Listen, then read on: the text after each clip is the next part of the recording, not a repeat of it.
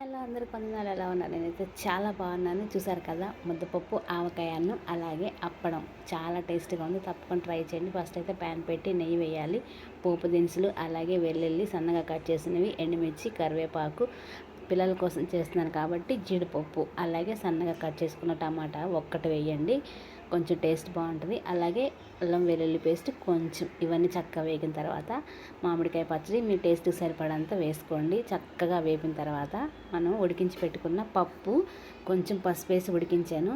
ఇలాగా పప్పు కూడా తాలింపులో వేసేసుకోండి. చక్కగా కొంచెం ఉడికిన తర్వాత అన్నం కొంచెం మెత్తగా ఉడికించుకొని అన్నం కూడా కలిపేసి కొత్తిమీరతో గార్నిష్ చేసుకొని అప్పడం పెట్టుకొని తింటే టేస్ట్ మాత్రం అదిరిపోతుంది. నచ్చితే తప్పకుండా ట్రై చేయండి. ఓకేనా ఫ్రెండ్స్? చేశారంటే పిల్లలు ఒక్క మెతుకు కూడా మిగిలించకుండా చక్కగా తినేస్తారు. మనం ఎంత కష్టపడి చేసినా పిల్లల కోసమే కాబట్టి వాళ్ళు హ్యాపీగా తింటే మనకు కూడా హ్యాపీ. నిజమా కాదా? నచ్చితే చిన్న లైక్ ఇవ్వండి ఫ్రెండ్స్.